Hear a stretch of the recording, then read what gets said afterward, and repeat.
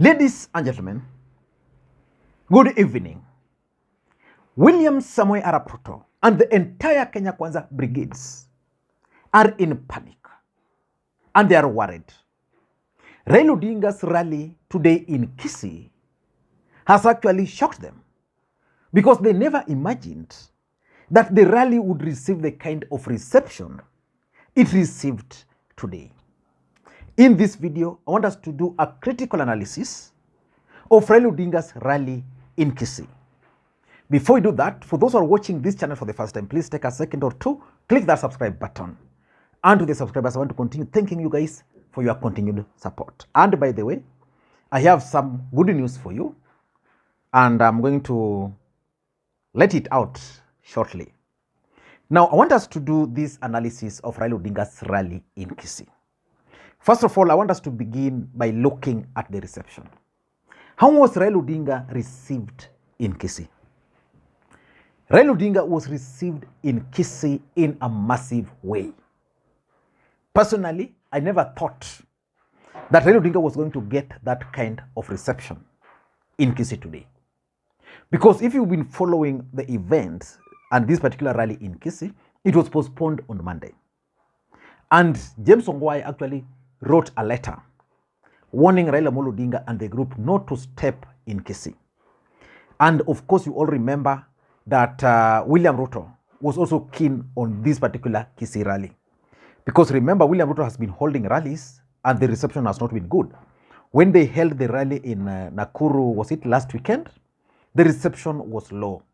So they didn't want Raila Odinga to gain momentum in this Kisii rally. So they tried so hard to thwart it. And I remember as late as yesterday, a group of boda were actually paid to try and cause chaos in this rally. But the ground imeiva. So the reception was so good. And that is what is sending these guys into panic mode. MDD Jeshi la baba. MDD Jeshi la baba. Hatimaye siku imefika. Ni leo. Asemaye kesho ni mwongo. Asemaye kesho ni mwongo. Sasa wale walikuwa wanatuchochea ati watakuja kuvuruga mkutano yetu. Tutaonana mundu. Tuonane ndio utaona wewe kwanza Maangi wewe. Tumesikia sarakasi zako za usiku mkikuwa na huyo kijana wako ambaye ako youth leader at 80 years. James Ongwae. Tutakutana huko kwa kiwanja leo hii. Na baba ana land saa hii. Let us look at the way this rally was designed. You know, Raila Odinga's rallies are normally held in stadiums. In most cases, like today, the rally would have been held in Kisii town, then it would land in a nearby town, a nearby school, then it would go there. For this particular one, it was kind of roadside rallies, culminating into the major rally in Kisii Stadium. What happened was that they had the rally in Keroka, which was also massive. Then from Keroka, they went to Keumbu, which was also massive. Then from Keumbu, they went to Stadium, which was also massive. Which means you can't claim that those rallies were mobilized, because there's no way you can mobilize people to Keumbu, then mobilize them to Keroka, then mobilize them to Keumbu, then mobilize them to Kisii. It just confirms that Raila Odinga knew what he wanted to do. Let us also look at the attendance of this rally by Simba Arati. Let me be honest with you. Personally, I never expected Simba Arati to this meeting. Simba Arati personally received Raila Odinga in Kisii. Because if you go through Simba Arati's Facebook page, he's been trying to lean towards William Ruto of late. And just the other day, he was very clear during the National Prayer Day that he was following William Ruto's footsteps by organizing that particular rally. And as a matter of fact, during the organization of this rally, nobody saw the hands of Simba Arati. But Simba Arati was here. I've inquired why he appeared. Number one, ground. The ground was too ODM for Simba Arati to ignore. Remember, Simba Arati came from Nairobi. He understands the politics. And since he came from Nairobi and the ground was still very good for ODM, he said he was not going to miss. Let's assume Simba Arati missed this particular rally. Do you think it would have been a future factor in ODM politics or in Kisii politics as far as Raila Odinga is concerned? Raila Odinga would have just continued with his rallies without him. Nataka niingie katika kipindi cha pili, na kabla sijaingia mnikubalie niseme haya. Najua kwamba kuna waheshimiwa wabunge, na mnisikize vizuri, msikize. Waheshimiwa wabunge ambao mpo hapa, kuna vitu mbili peke yake nataka niwaombe. Kisii ilikuwa imepewa pesa na wahisani ambao ni Saudi Bank na Badeas ambazo ni 2 billion. Nimesikia jana na nataka nilete salamu na apology za Mheshimiwa Kibagendi kwa sababu yuko katika budget. Nimesikia wanasema kwamba wametoa bilioni 1, wamebakisha 250 million. Sisi, are we children of a lesser God in this government? Nataka niwaulize tafadhali waheshimiwa wabunge ambao mpo hapa. Those banks zilikuwa zimepeana ile kitu tunaita no objection. Kwa hivyo pesa zetu, the 2 billion, msikubali zitoke katika bajeti. Ni ya Cancer Center. Pili, mliniona nimeenda State House. Wakati nilienda State House, nilienda kumwona Mheshimiwa Daktari William Ruto. Wakati nilimwona, mnisikize, tulikuwa tumekubaliana kwa sababu serikali ya Mheshimiwa Uhuru Kenyatta walikuwa wamekubali kupeana Kisii University, Maseno, Masinde Muriru na Egerton $500 billion, na ilikuwa inatoka kule UK Export Finance. Ile kitu pekee yake ilikuwa inahitajika ni kitu kinaitwa no objection, all sovereign guarantee. Tukakubaliana na Mheshimiwa Ruto, nikaleta wazungu kutoka Manchester University, Oxford University na Christine Hospital, wakakuja tukaongea pamoja. Lakini nasikia kuna watu wanapinga kwamba pesa hiyo deni ni kubwa. Kwani sisi wa Kisii hatufai kuwa katika deni ya Kenya?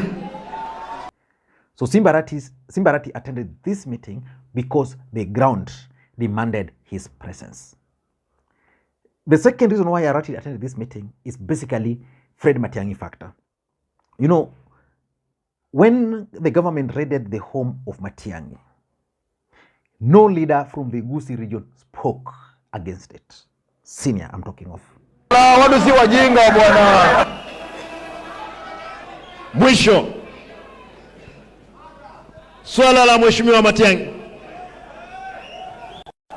Matiang'i, hata kama ni kilema, hata kama ana macho moja, alifanya kazi kwa serikali na akatupea jina, tukaheshimika.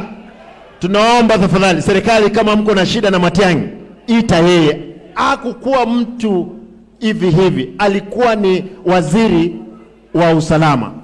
Chochote kibaya kikitokea kwa Mheshimiwa Matiang'i, ikiwe ni jambazi, ikiwe ni askari, tutakuuliza wewe kama kiongozi wa nchi, ni nini kimefanyia ndugu yetu?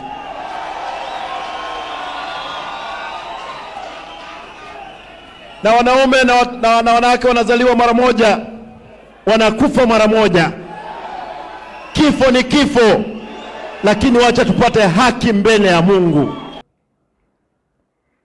So Kisii were like asking themselves, why are you guys not talking about this? So it was expected that Fred Matiang'i and the purported intimidation and harassment was going to be part of the agenda. So he didn't want a situation where he was going to miss it.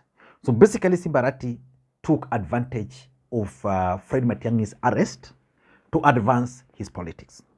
Because remember, we have Ongwae, we have Ongera, and we have the other group. Matiang'i is arrested as senior leader, and none of them is talking. What they are concerned about is Raila Odinga not coming here. While Raila Odinga, the man they don't want to come, actually went to Fred Matiang'i's home. So Fred Matiang'i factor also forced Simba Arati to appear here. And someone was also telling me, in fact, when I made the video where I was like, Arati was not going to be present, someone told me, Bwana, it seems, Lee, you don't understand Arati. Arati is going to come there. What Arati is trying to do, the guy told me, was that Arati wanted the space to be left for him. Because these guys, if, for example, he had decided not to attend, probably they would have attended. So he wanted a situation where he was going to dupe all these guys, that he was not going to attend, he didn't have any interest. So these guys were going to make their moves, they were going to organize people to heckle. Then Arati was then going to come last minute. And that's exactly what Arati has done. You know yourself, I know you work with the county government, so I'm not going to mention your name. But the truth of the matter is that I think the politics of Ongwae, because Ongwae has never forgiven Raila, Ongwae has never forgiven Arati, he's still very bitter. The bitterness Ongwae has with Raila has nothing to do with Raila. It has everything to do with Arati, and Arati understood all that. And that's why Arati actually took charge of everything. Now let me tell you the good news which I have before I proceed. My wife today gave birth to a bouncing baby girl, our third born. You know, for those who follow me on Facebook, you might have noted that I've been sharing at least once or twice. I shared that clip where she had fallen down while heavily pregnant some 2 weeks ago. And we actually lost hope that things might not work out. So today we went there. The doctors tried. I want to thank them. I'm not going to mention the name of the hospital and the doctors because she's still there. I know most of you would want to go and see her for those who are around here, so I'm not going to mention. But you know yourself, once she gets out of the place, then I'll really give you guys thank you. What I noted was that the gentlemen really were some of our subscribers here. So when they saw me, they saw my wife, they took it as a personal initiative. So let me just take this early opportunity to thank all the medical doctors who attended to her today and yesterday. Now, there's this gentleman, Leon, who decided to, when he saw the photo, the post on Facebook, he decided to send me pamper. I received it, I thank you, and it's still open. Now, let us complete the analysis. Let us look at the Azimio leaders who are present. And there's something which I think Raila Odinga must also learn. Kalonzo Musyoka was there. I'm still convinced that Kalonzo Musyoka is keen on inheriting Raila Odinga's support base and that he hopes that Raila Odinga will actually endorse him. So he doesn't want anything which can separate him with Raila Odinga at this stage. So that even if Raila Odinga will not support him, then it will be interpreted to mean that it is Raila who betrayed him, not himself. Martha Karua was present. Martha Karua was Raila Odinga's running mate in the last election. So I think she's still maintaining that in the hope that 2027, they'll still be here. These guys will still be here. Wamalwa is here, was there. Eugene Wamalwa is emerging. In fact, I've been telling some people that the way I'm seeing things, in case Raila Odinga will not be running, I see the possibility of Raila pairing Kalonzo and Wamalwa. That would bring the Kamba votes and a bit of the Luya votes. Then if you bring Kamba votes and you bring the Luya votes, you add to the Luos, and then maybe you give the coastal region something else, then there's a chance and the possibility of a win. So I'm looking at the presence of Wamalwa like that. I'm also looking at the presence of Oparanya. Oparanya is keen on inheriting the support base of Raila Amolo Odinga, so that in case they will form government, 5 years is a short time, it will just end very soon. So he believes that if he sticks around Raila Odinga, then definitely will have a chance. And that chance is not on the other side, because on the other side, Mudavadi is there, Weta is there. So small of opportunities available, he will not be able to get. Now, the lesson which Raila Odinga needs to learn is that it seems his supporters are starting to have a likings for specific leaders in this country. The absence of Babu Owino in this meeting was notable. People were actually demanding for Babu Owino to speak. There is the absence of Wajakoya. Probably we need to figure out the role Wajakoya is playing for Raila Odinga. And I've always told you guys that based on my own assessment as someone who has been in politics, I tend to think that Wajakoya is likely to be the next senator for Kakamega. He was absent. You could see people asking him. And the guy who hosted Raila Odinga from Kisii, one member of parliament, is called Cliff. I don't know the other name. Very young guy. So I think he also has a bright future because you could tell from the crowd that they were actually demanding for him. So Raila Odinga must start identifying these popular people with the people. Because at this stage, in my view, I think Raila Odinga needs more people who can appeal to the masses. And he gives them that platform. If that person is Babu Owino, if that person is Ledamo Lekina, if that person is Simba Arati, let him give those people more platform so that Kenyans can really relate with him. Now, let us also look at something which happened here. Raila Odinga again, because in Nairobi, you can't say he introduced these youths, the Jeshi la Baba and also the MDD. These youths who are dressed in military fatigue were introduced today. You know, the first time they appeared in military fatigue, some people demanded for their arrest. The only thing which stopped them is that people like Alice Wahome, Susan Kihika, Millicent Omanga used to don those military fatigues. So it would be a question of why target them and not these other gentlemen. But the fact that Raila Odinga unveiled these youths in Kisii, and I remember yesterday seeing a group of youths from Kisii calling themselves Jeshi la Baba, I'm tending to think that Raila Odinga is actually up to something. These youths you are seeing here, Raila Odinga has a mission and a vision for them. I still can't tell what he has for them, but it was clear. The other thing which was also very clear during these rallies is basically the Fred Matiang'i factor. Fred Matiang'i was a factor in this rally. Almost each and every speaker who spoke about Fred Matiang'i. So let us wait and see how Ruto is going to deal with the issue of Matiang'i. Because for me, I tend to think that Fred Matiang'i's factor, the harassment, the arrest, is actually playing into the game plan of Raila Amolo Odinga. My only worry with Matiang'i is whether he is ready. Where is Fred Matiang'i? Is he hiding? And if he's not hiding, where is he? Why is he not coming out? Because this is the moment I had expected Matiang'i to actually make a public appearance at this particular rally. That would have sent a strong message to Kenya Kwanza and would have actually helped Matiang'i himself in case there were people who are planning to frustrate him. I don't know what you think. That's my take. Thank you guys and may you have a good day. Bye-bye.